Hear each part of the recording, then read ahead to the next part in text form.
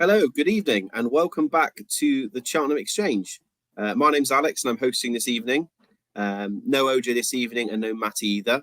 But I am joined by Johnny, the Highwayman, and Ian, the biggest fan of Nicky Henderson in the world. Welcome, gents. Thank you very much. Good evening. Firstly, I just want to say, please make sure you like and subscribe. Make sure you like the video. Maybe even leave a comment as well, just to let us know your naps for the festival. Or any horses that we've talked about today that you really fancy. Also, obviously, make sure you subscribe. We've got a lot of content coming up over the next week or so, next couple of weeks. We've got an individual day's set of previews with some great guests. We've got our overall Cheltenham preview. We've got our finale of our Ante-Post series. So yeah, loads of great content coming up. Make sure you subscribe so you're first in on the action. Now, today's video, we've got day 3 of our Twitter poll videos. We'll be looking at the third days of racing, looking at your opinions and seeing what we can find out.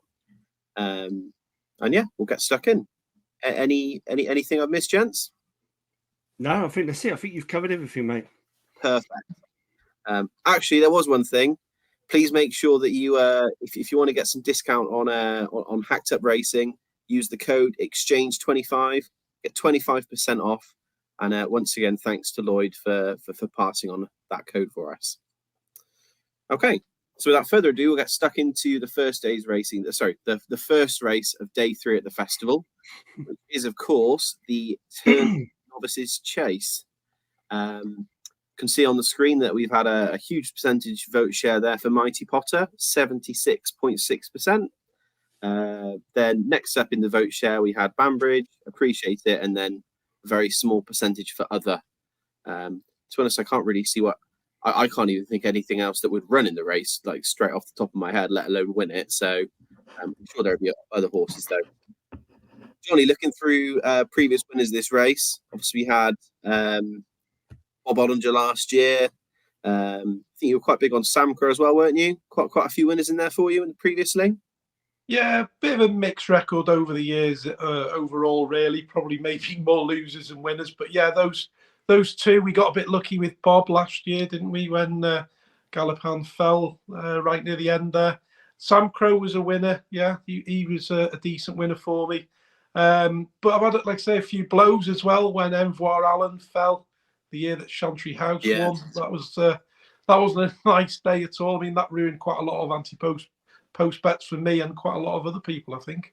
And Chantry House winning, Ian, that's probably music to your ears. Obviously, another Henderson horse. I'm assuming you were on that day.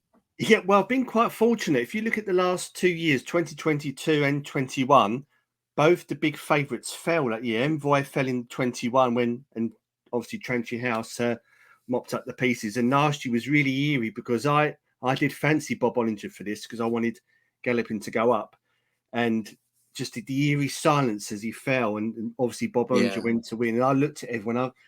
I said, "Can I cheer this?" And everyone was like, "No, don't cheer it." So I just politely clapped and had to pick up. But yeah, it was really eerie. But similar to Johnny, a bit of a mixed bag with this race. I think Shattered Love I had, but in previous years, I don't think I've had many winners, to be honest.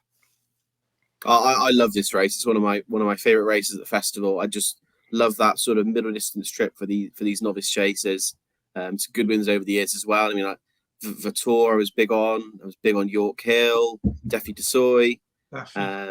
Yeah, so some great winners in there down the years that I was a massive fan of. Then just looking through comments, then friend of the show, Sizing Ruds, aka the bad boy of bowls, loves the Mighty Potter. He says unload, he's a satchel job. Johnny, a horse of yours that you put up Ante-Post, Phil Daniel likes. He likes Banbridge. You put Banbridge up as one of your Ante-Post bets, didn't you? For sort of in the any race market, is that right?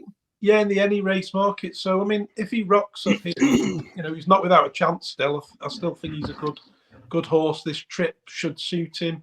He's won at the course, so he's got quite a few things going for him still. And then a bit of common sense in here from the Racing Box man, who said people need to remember that lots of favourites generally lose each year at Cheltenham, which is true. I seem to remember seeing something last year that if you'd place laid all of the odds-on favourites over the last 5 years or something, you'd have been up in money. So that was an interesting stat that came up last year. I'm sure that was it might have been the year before, but it was something that came up recently. And Ian, any other comments for this race at all? Not to be honest, to say similar to John. I went to see Banbridge. I'm trying to think when it was. Was it? It might be the November meeting when he won over 2 mile. Yeah. And I think it was before the race. They was doing an offer where if you win at Cheltenham, you could win any other race. So I was frantically trying to push the button before he won. And I think he has a cracking chance in this race. Mighty Potter, I have to admit, has grown on me.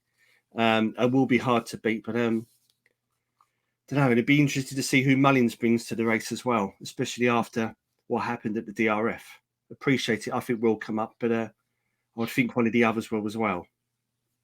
You never really know with Willie, do you? It is bingo. I mean, you couldn't even write off El Fabiolo coming here, really, could you? Because you know what Willie's like. He loves to just chop and change. So, Sir Gerhard perhaps as well.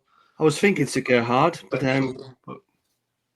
with his comments the other day, I think he couldn't make his mind up which race he wanted to suggest Sir Gerhard goes in. But I think your guess is as good as mine. Perfect. So that wraps up the first race then. We will move swiftly on to the Pertemps. So Pertemps Novice Hurdle, Pertemps Handicap Hurdle. As you can see from the vote share below, Other was our the winner of the vote share with over a third of the vote, so 36.5%, which really shows, I guess, really how open the race is, and that's really what you want with a race like this. Big handicap.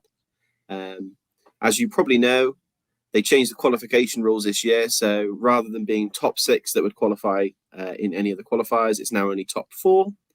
So be interesting to see how that maybe changes the profile of the race, really, because I mean a lot of the winners tended to come 6th in their qualifiers, didn't they?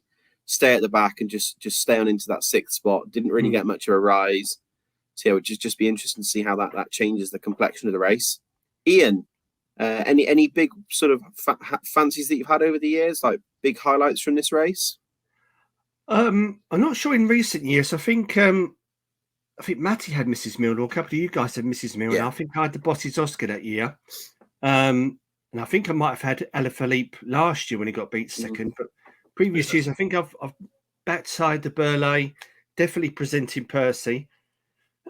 And obviously Calder Cops as well back in 2015. That was I remember that with Tinker on board. But again, another mixed bag, I suppose, with winners in the Pertemps.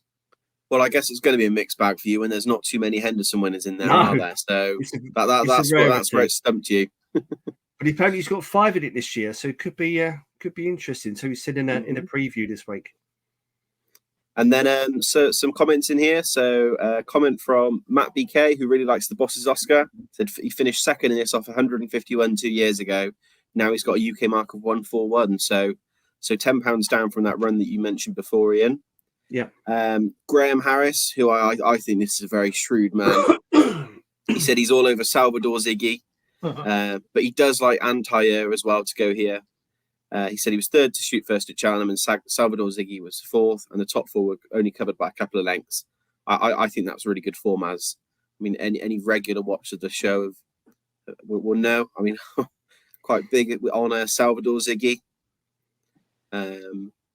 And then last comment on here as well from Jamie the Sensible, says Captain Conby. He says he's been laid out for this all season, a smaller trainer, so hopefully Irish tax be lower. Definitely a big pot in him. So one also to keep an eye on each way, I guess. Have a look. And as we like to say, just, I mean, it's one of those things, just make up your own mind on the race. We'll obviously give as much information as we've got, but it's up to you guys to decide what you want to do. Any further comments from you guys at all on this race? Yeah, just I'm still smarting from when the storyteller got chinned by Sire de Burley a few years ago. But yeah, that wasn't a very nice one because he looked the winner all over, didn't he, that day? Davey was not like, didn't move, did he? And yeah, that still hurts that. But yeah, I've had a couple of winners there with Maldini winning 2016, the year before Percy won. And going back further, there was Buena Vista. I used to love him.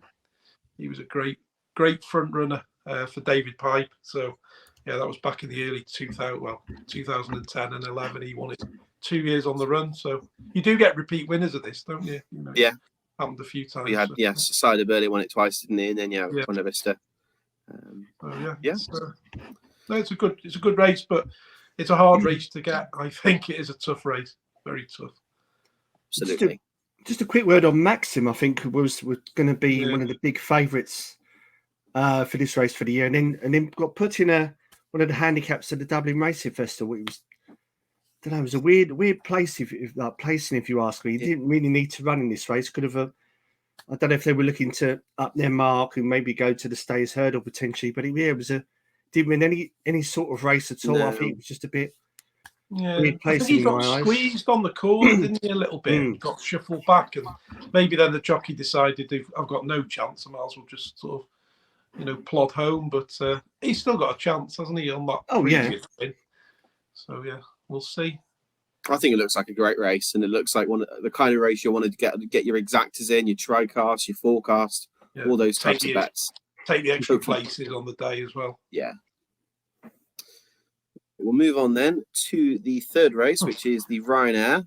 As we move on to this, I will just call out the elephant in the room that this poll was done prior to this weekend's action. So for those that haven't seen, Shishkin absolutely romped home, beating Fakir Dudari.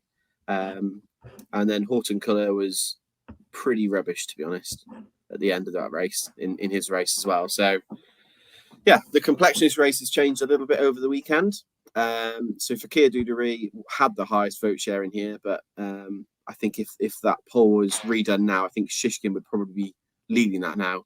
Would you agree, Ian, as a big Shishkin and Hendo fan? Most definitely, and I have to hold my hands up. I did a preview with the guys for Only Fools and Horses on Saturday, and it was one of those situations where if you didn't back Shishkin, it would possibly bite you on the bum.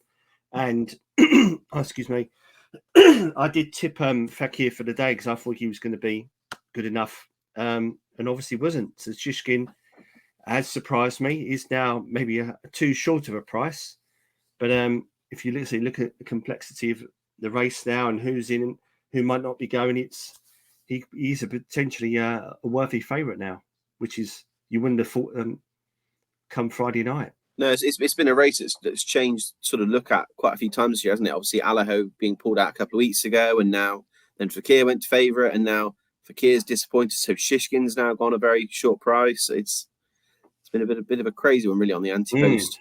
If you looked at the Ante-Post graph all year, it's probably here, there, and everywhere, isn't it? When you look at the prices, you look at it potentially brings in some horses like Ken Royale, and you probably wouldn't have thought when Allaho was in there, and Fury Road.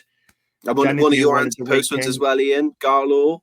Yes, indeed. It was. I believe it's. When I put it up, it was 50 to 1. I think it's about 18s now. I think it might even be shorter than that. But I think I saw 12s a couple of days ago. It just shows how potentially wide open it could be. 16s on 365, non-runner, no best. Is it?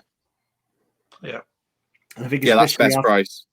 And he didn't get entered into any of the handicaps today, so that could be quite interesting now. And Johnny, any big winners you've had over the years? Any horse that stand out to you that have had a special meaning to you? Well, I mean, obviously, I think most of us had Allaho last year in probably some multiples and that. But probably my favourite in recent times was Min in 2020. He finally got his head in front at the festival after a string of placed efforts. So that was fantastic when he won. Under So also was good a few years before that. The other one of my favourites was actually when Vitor won it in 2016 because that broke my heart that year.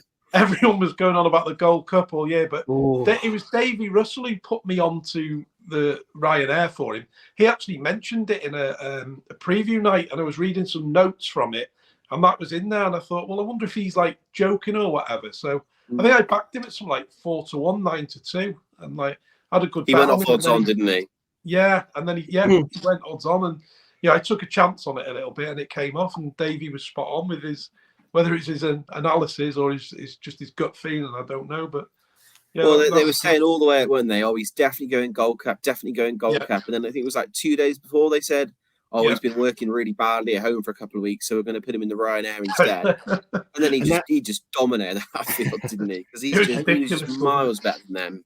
And since that race, it's obviously changed the complexity of all entries, anything to do with Cheltenham. Because I think it was it 24 hours before that, and now obviously you need to do 48-hour decks. 48 hours, and since then, and I still remember that. It was crazy. It was. And then looking through comments, then now as I said, this was all before the racing on Saturday.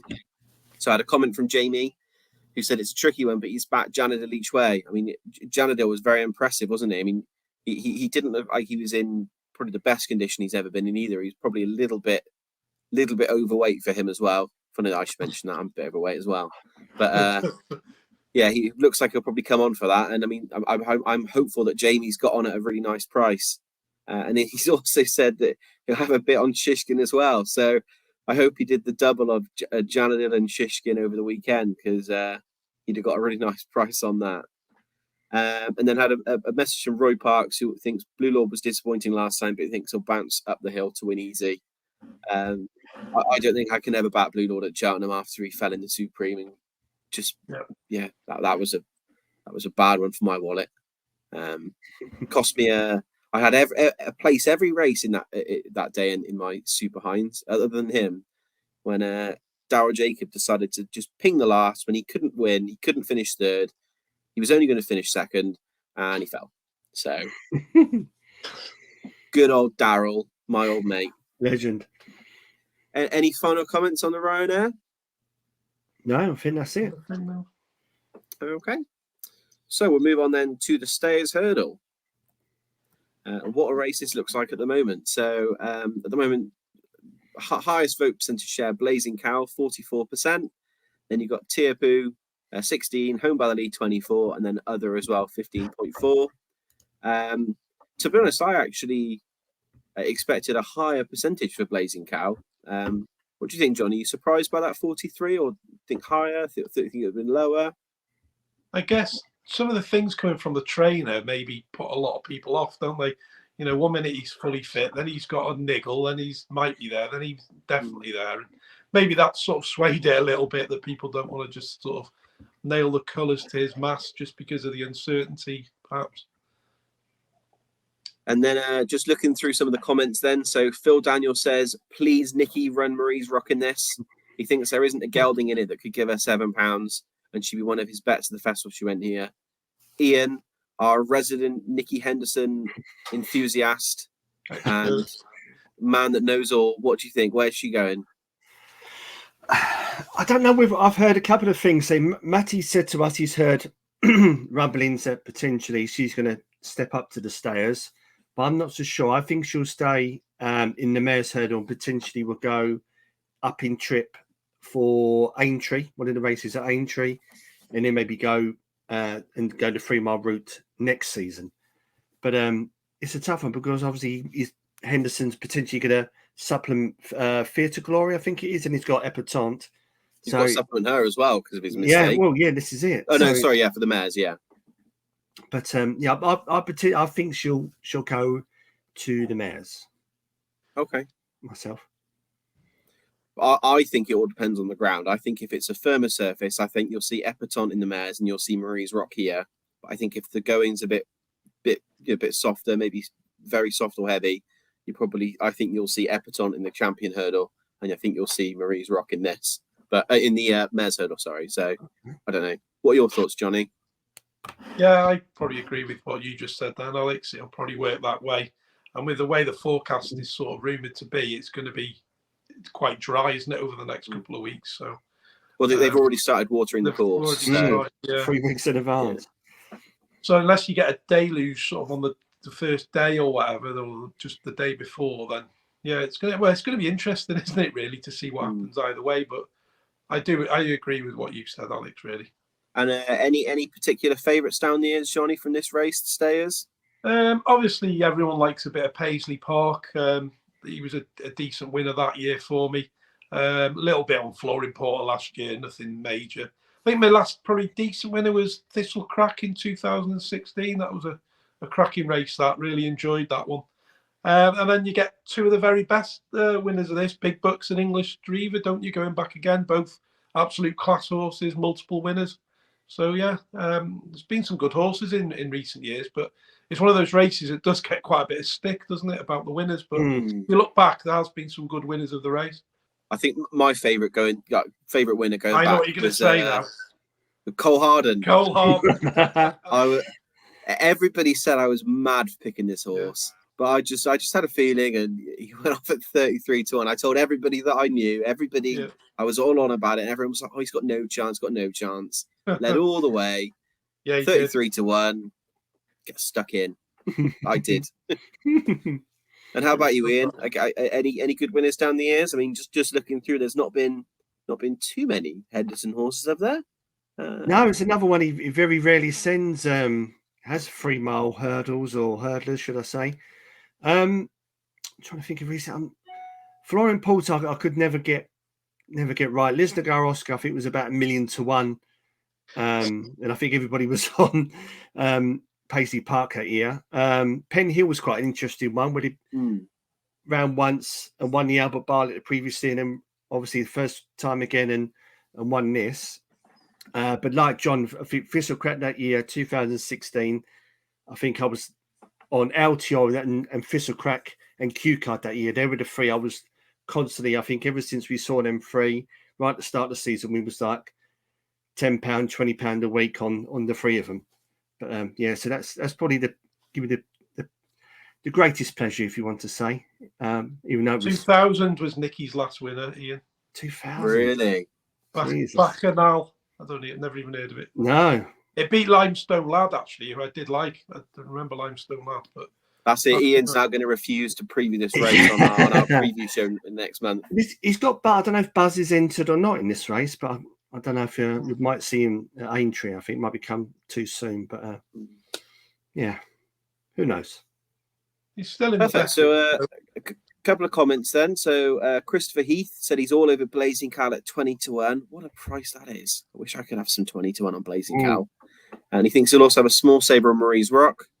And then Simon Curry thinks that of those at the top of the market, he thinks Home by the Lee's got the least question marks.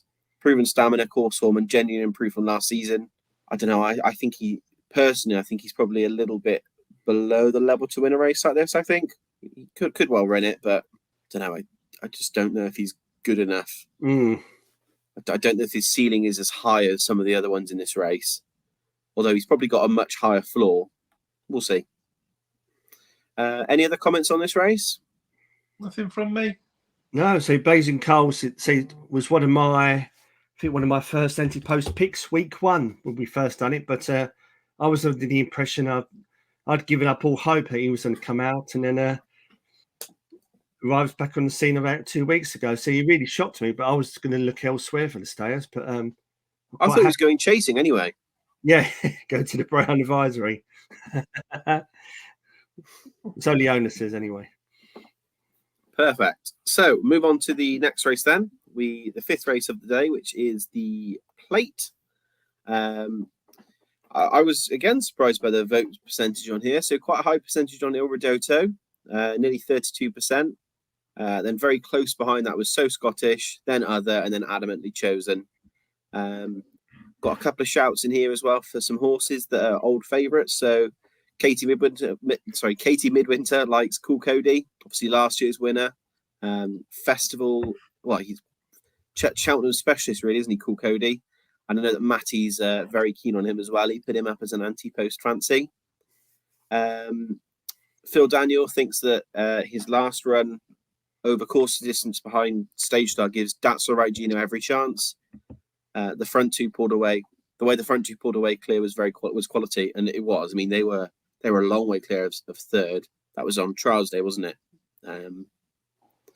When Stage Star won at Cheltenham. And yeah, they've got the comment there from Matty about Cool Cody as well. Johnny, what are your thoughts on this one? Do you know what? I haven't actually got any. It's the race the one I never ever do Ante-Post on, and I always leave it to the day because you just don't know what's going. There's that many entries and that many double booked it's just it's a race that I just do not look at all. It's if you could rank them in 1 to 28, this will be the 28th race I look at. Yeah, not even thought about this one. Going on past winners and that, though, obviously the Storyteller was a great winner back in 2018. You love that one. So that was amazing. That was fantastic. And then Ballynagore 4 years before that for David Pipe was another great winner. They're probably my best two sort of memories of this race. Apart from that, I don't think I've done that well in it. Apart from those two, to be honest, I think maybe I had Syrah Delac in a on the day lucky 31. I think me and Matty did something on that, and that was in there that day. So yeah, it's a tough race to pick this for me. And Ian, can you dissect this one for us? Dissect the vote, dissect the public opinion. Obviously, there was big talk about So Scottish a few weeks ago. He seemed to be the hype horse on Twitter that everybody was tipping at. Yes. What are your thoughts? I have done an Ante-Post bet, and I have backed So Scottish. I think he's got a rate of 138, an Irish rate. So I think he should have quite a good mark. I say if you put 142 potentially. So I think he should have quite a good rating. As for some of the others, I was potentially thinking about Garlaw going here and backing him, but see from today's entries, he's not been entered. I'm just not sure about Il Rodotto either, to be honest. Is that the Nichols horse? Yeah. Yeah. So I don't know. Over the past few years, he doesn't seem to have a good, fairly good record in this race. Stage Star could be. I know I was saying that. I'll just say about Nichols. I just did a comment there from Phil Daniel, but Stage Star was very impressive at Cheltenham, I think it was. So yeah, I hope he sets his sights a bit higher. Really. I thought he might have been. So you don't like Il Rodotto because he's a Nichols horse, but you like the Stage Star. No. Just totally contradicted myself, and I just see that Phil Daniel's comment. I thought, so yeah, I made myself look like a Wally there, but Stage Star's a better horse than Il Rodotto. Yeah. Into me, what John said. Perfect. Okay, we'll move on to the next race then, which is the Mares Novice Hurdle. A huge vote percentage here for Lucia, 71%. Ian, where else can I start from you? Are you happy with that? Do you think it should have been higher? Should have been lower? Tell us about Lucia. I think that's I don't know. I thought Astro Diamond might have had a slightly bigger percentage, maybe another 10%. I think a lot of people have crabbed Lucia, and maybe potentially she could be. I think she's got an entry for the Supreme, so she potentially could go there. So I'm wondering if some people were undenied about this. But Astro Diamond ran quite well. I think it was Cheltenham weekend in January, and she won. But yeah, I think that Lucia, she has impressed me. So I'm not surprised she's favoured, but I thought it might have been slightly closer between the two, voting wise. Any thoughts from you, Johnny, for this one? I mean, I think Lucia is probably rightful favourite because doesn't Astro Diamond carry a penalty for this? I believe so. Is it £3? I think. So yeah, I mean, I think Lucia looks really good, to be honest. I think she's a good favourite, obviously, but we know what Mullins' record's like in this. He won the first 5, races since this came to sort of be in, when was it, 2016? He's won the first 5 in it, but he hasn't won any of the last 2. So a couple of the other trainers have got involved there. But yeah, I think she looks good at the moment. I think she's going to take a lot of beating for Henderson. So yeah, we'll see what Mullins has to throw at him. Okay. So then a few comments in here. So UK Bucks has said that Lucia is the best Mares novice he's seen in a long time. And I saw that you commented on that, Johnny, and you agreed with him about that one. Then Simon Curry says that there's more substance to Astro Diamond's form than Lucia. She's been taught to settle and race with a definite view on this race. Says that Lucia does look good, but he says that his motto is to never be afraid to take one on. Yeah. And then a comment from the Final Flight, who said that she's improving every run and looks an absolute machine, and he reckons Lucia bolts up. But he's given a mention to a horse called Jatara, who went close behind Astro Diamond, so she could be a player. Yes. Astro Diamond, I think, is a short price, 7-2. Jatara is 16-1, and she was only a length behind her, off racing off level weight. So if Astro Diamond does get that penalty, I guess that does bring her into it. And on a previous start before that, I had a look. Jatara finished second to High Definition, and some people are really thinking he's got a really good chance in the Supreme. So could be one there at an each way price that may sneak in there and people haven't really thought of. So just one to have a think about.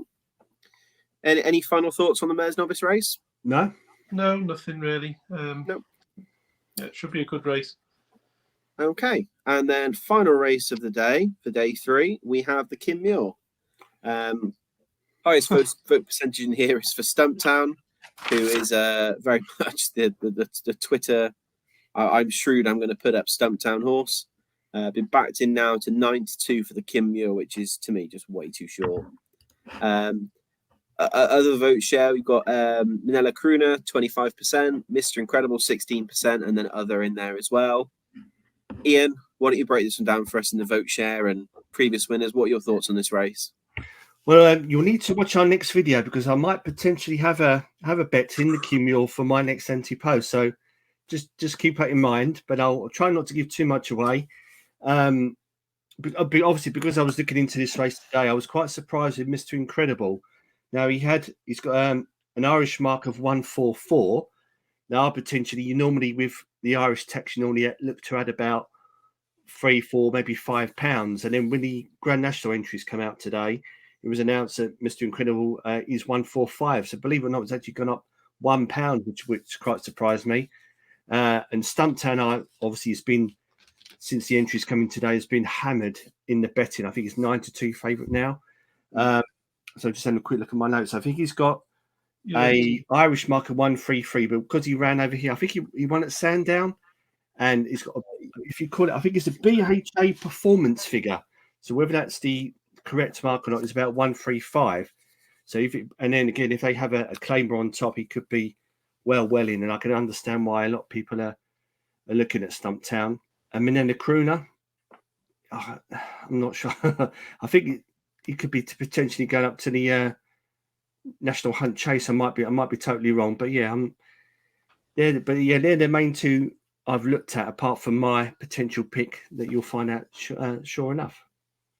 And you should mention one of your next picks is going to be in the Kim Muir. Yes. One of my next picks is also going to be in the Kim Muir. So I wonder if you picked the same horse. Johnny, is one of your next picks in the Kim Muir as well? It's not actually. Okay. But look at these prices here. Actually, on Bet365 right now, non-runner no bet. Stumptown 6-1 and Mr. Incredible is 5-1. Oh, really?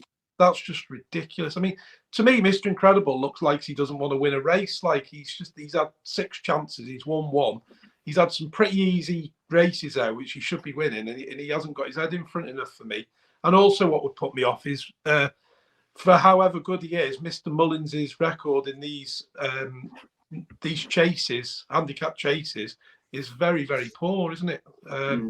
So that would put me off Mr. Incredible. So at the prices, I would probably prefer Stumptown, to be honest. But yeah, they're too short to be getting stuck into today, aren't they? Yeah, definitely. Yeah, there's a lot. And then just looking at some of these comments then. So UK Bucks, big fan of Stumptown. He says he looks the right type, but he's been very progressive. I mean, he has his rating shot at this year. And then John says that Am I Right? Am I Right looks like he's made for this race. Only rated 138 over fences, and he's the right type. So he's obviously keen on Am I Right as well. Any final comments on the Kim Muir for you guys? Just a couple of things. Mount Ida's win a couple of years ago was one of the best rides from Jack Kennedy that I've seen for a long time. That's like a bit of a memorable ride in this race. Also, obviously, the old favourite got to be mentioned again, Cause of Causes. Yeah, I knew that was coming. 2016 with old JJ on, and the package the year before that was another good winner for me. So I've done all right in this race actually over the years. So yeah, I think Cod Stewart a winner in this actually. I think Cause of Causes was his last winner in this. So yeah, he's not even had a second either. It's a long time for him, isn't it? That so. Keep an eye on what he's on this year. He must be due. He might be on that. He might be on that Dunboyne for. Is that's an Elliott horse, isn't it? He could be, could well be on that Dunboyne. I think he's like might have half a chance in this, but we'll see as it gets along. Mm-hmm. Perfect then. So that wraps up then day 3 then for our Twitter poll review. We'll have another video out this time next week looking at the last day. So looking at Gold Cup Day, all those races. Please come in on our Twitter and get involved with the polls. Let us know who you think's going to win. And also don't forget to like and subscribe to our YouTube channel as well, just to keep up with all the great content we've got coming, because there's loads of videos coming up over the next couple of weeks. We've even got some trainers potentially to talk to, and some jockeys as well. So make sure you click that subscribe button, even turn on the notifications, drop us a like, all that lovely stuff. It's all much appreciated. Final thanks once again to Lloyd from Hacked Up Racing. If you want to get discount on his website, use Exchange 25 for 25% off. And thanks as well to Johnny and Ian for joining me this evening. Thank you, Alex. Thank you. And enjoy the rest of your day, guys. And we'll see you soon.